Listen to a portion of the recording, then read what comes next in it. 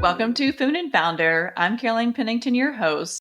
I'm a former executive search recruiter turned online entrepreneur. I created the Feminine Founder podcast for women who are navigating their professional life, starting their entrepreneurial journey, or growing and scaling epic companies. So if any of these resonate with you, you are in the right place, friends. Today, I have Deborah Brown-Volkman with me. Deborah is a career goals guru, and she helps individuals reach their career goals. She's an executive coach, LinkedIn influencer, and the author of 6 books. So welcome, Deborah. Welcome. I'm very happy to be here.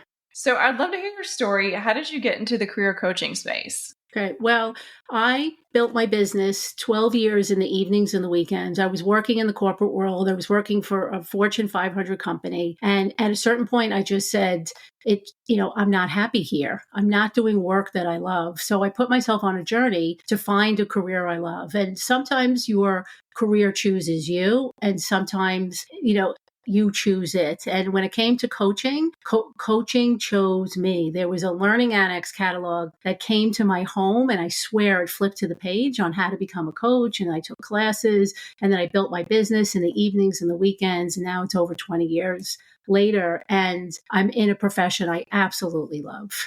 Was it hard going from a corporate role into an entrepreneurial role? Yes and no. It was easy, because the corporate world gives you a lot of skills that you can use in your day-to-day. It teaches you how to manage projects and how to manage your time and how to juggle things and finances. So that part was easy. The difficult part for me was having to do everything. So when you're in a corporate role, you have one job. So maybe because I was in marketing, that was my job, was marketing communications. So to go from marketing communications into having to run the business, how to set up the business, how to do the receivables, that part was completely overwhelming for me. So you've just completed your 6th book, and you post on LinkedIn a good bit about your experiences with childhood trauma and how it could have impacted your professional career in a negative way. Yes. How were you able to work through that and reverse some of your thought patterns? Oh, that's a big question. I'm 58 years old. So this book is 58 years in the making. For many, many years, I wasn't able to talk about what happened to me as a child, but I put myself on a journey to get healthier because I wasn't healthy. And I got to the point where I just said, I can't go through life and I can't go through my career being unhealthy. So I didn't start out with the goal of writing the book. I started out to just be happier and healthier. And then at a certain point, I got to the other side and I said, you know what, it's time. It's time to talk about it. And I started to talk about it. And then I said, it's time to talk about it in a bigger way. And I put it into a book. So in your book description, you state childhood trauma does different things to different people. Number 1, some rise and become performers. And number 2, some fall and can't hold a job. That's right. So how do you choose the path of rising rather than falling? Well, I think the difference between someone who rises and falls is inner determination, right? You have to want it. Somebody else can't want it for you. You have to want it for you. And there got to a point where I just said, I want something different. And a switch went off for me. And when that switch went off for me, that set me on a journey. But the rising and the falling, is different. There are people that do rise in the corporate world and they look like they have it all, but they're still affected by childhood trauma. So it's not just the people who can't hold a job or get fired a lot. You can have celebrities and athletes that have also been traumatized, but they look better on the outside. But the difference is inner determination and being a mess, like whether you're a top performer or you're someone who's having challenges in your career, you can still be a mess inside. And I was a mess. So for someone that's listening to this podcast and can relate to to the challenges, the inner challenges inside based on past traumas, how do you, number 1, recognize that? And number 2, what's the first step that you take to healing that? So, once you decide, well, first, I think there's a switch that goes off and you become aware and you say, I don't want to live like this anymore. And you make a decision, today is a brand new day. And then the rest is implementation. You start with healing. And in the book, I talk about many modalities, healing modalities that I use to get better. But I think the first place to start really is therapy and self-exploration, because when you go through something traumatic, you don't really understand it. And just because it happened as a child, it doesn't go away over time. So it's a it's self-discovery, self-reflection. And you have to do that inner work first for understanding. And then you can take care of the outside. Then you can switch your career. Then you can do different things. But you have to really take care of you first. You mentioned therapy as a first step, which I think I'm a huge advocate of, and it's amazing and does so much, goes such a long way. It is a lot of work, though, and time that you have to invest in it. But I think it's most definitely hands down worth it. I love therapy. Therapy's great.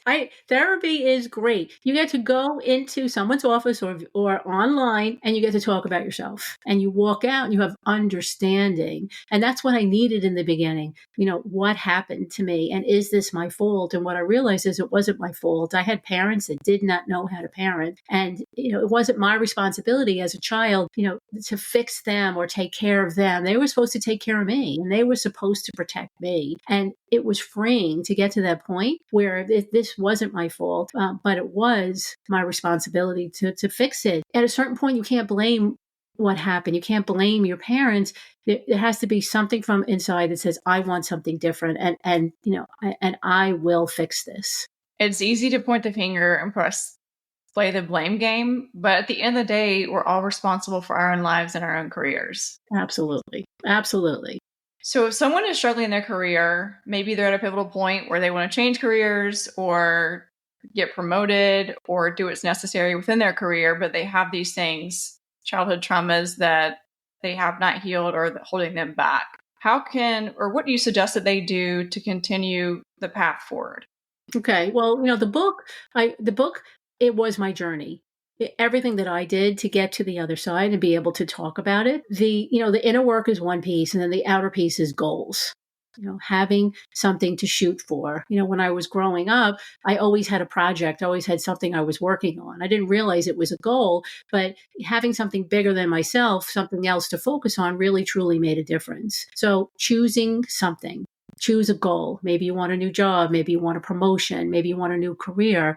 And you start working towards that little by little by little. So you're doing your inner healing work, but you're also working on the outside slowly at a pace that is comfortable for you. What if you're healing in one part faster than the other? Like maybe you're healing with the inner work, but the outer work, the promotion hasn't come yet, or your dream job isn't happening yet. Well, things always take longer than we like. So I would go on the premise that it's going to take longer than you like. So it's really important to have that vision of what you want and have that clarity, and then to break it into smaller pieces, and then to work on it. It's like when you have someone come over that's going to do some construction on your house. If they tell you one price, you double it. If they tell you, 2 weeks, it's 4 weeks. And it's the same thing in the workplace. Like when you go on an interview, they say, "Oh, we'll get back to you next week." Double that time, triple that time. And this way you can relax into the process, and then you just keep going. And that you can only control you. You can only control you. So you just keep doing you. You keep working on you. You keep working towards that goal. You keep your eye on the prize. Keep your eye on the prize. At a certain point, it absolutely positively will manifest. It might not be on your timetable, but I believe that it will come true.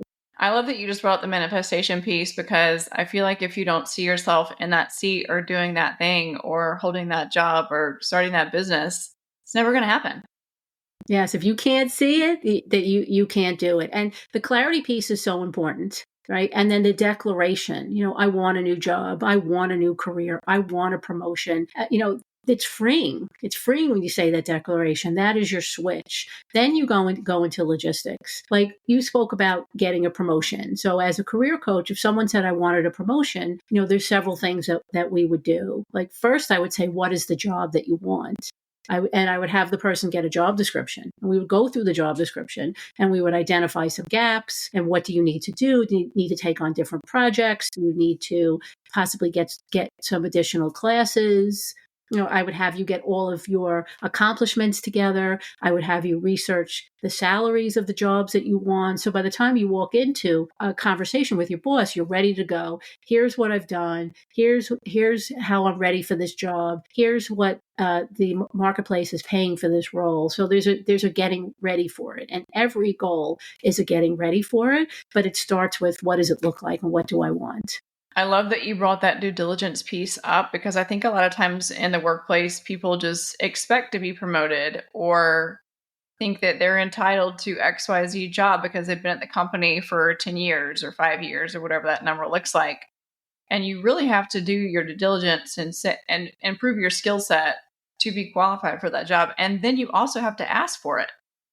Yes, you have to ask for it. We wait. We wait for someone to notice us, especially women. Men are a little bit more bold. Men will just come out and ask for it. But women, we wait until someone says, oh, you've done a good job. And that just doesn't always work. You have to advocate for yourself. You have to be your own advocate, because no one else is going to advocate for you. Now that doesn't mean you're walking around the workplace and you're bragging, but you're sharing a project. You have a conversation with someone. Oh, let me tell you about this. Oh, let me tell you about that.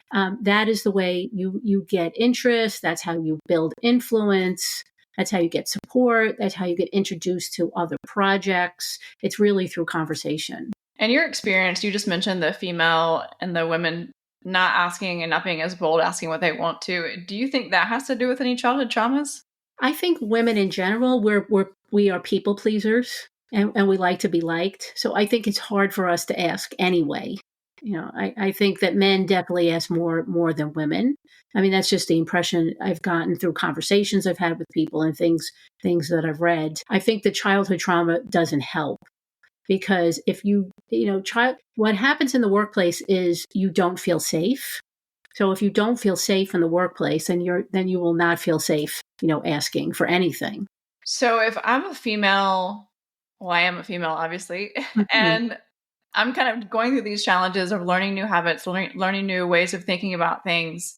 In addition to therapy, what would you suggest I can do to advocate for myself so that I can put myself in a forward trajectory with my career? Okay. Well, for therapy, I think is wonderful. I think self-care is important. Taking care of yourself, working out, eating well, sleeping well, right? And then the rest really is all planning and logistics. So as you're going along in your career, it's important to document things. Document your successes, document thank yous, compliments, things that you've done. Because I also help people with resumes. So what happens is we're doing a resume update, and I ask people what they've done and they don't know. And then sometimes we have to update jobs for years ago. Like, what's the impact? How did you leave this job better than you found it? And they don't know. They don't have the results. So keep track of the results, connect with your accomplishments. This way, it's always top of mind. So it makes it easier to have conversations. Like, if you can see it and it's a part of, your day to day, then you can talk about it. And you want to really do this on a regular basis. I love that you just brought that up too, about resumes not being a task list, because as a recruiter, if I'm looking at a resume that's just a task list versus a resume that has accomplishments and KPIs and actual hard numbers of things that have been achieved, I'm going to go with that resume all day. Yes. And, since you're talking about childhood trauma, since we're talking about that, as a recruiter, you will meet people, and you probably have met people that have childhood trauma, and maybe they're not perfect, or maybe they're a little shy, or they're a little introverted, and there's a part of me that wants to change the conversation from what's wrong with you to what happened to you. I'd like the workplace to have a little bit more empathy if you see someone who's struggling, versus judgment, that there's judgment versus empathy. Like, what is really truly going on? I think it's harder for childhood trauma survivors to even interview, because the whole process is just completely overwhelming.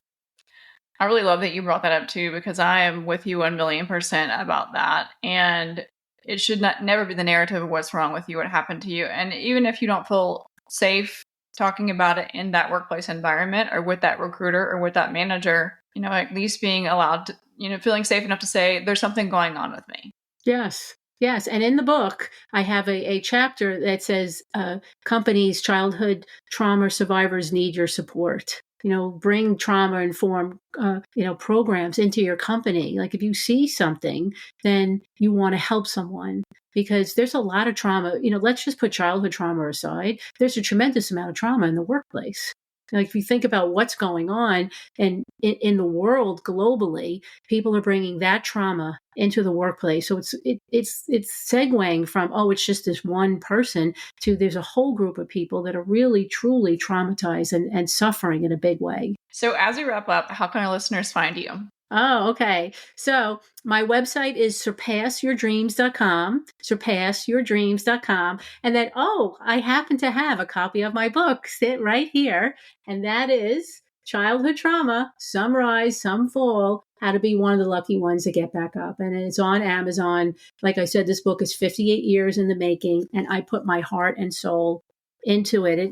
It's probably the most courageous and most vulnerable thing that I've ever done to put myself out there this way. And I really, truly hope that the book makes a difference for a lot of people. Thank you, Deborah. Thank you. It was wonderful to be here.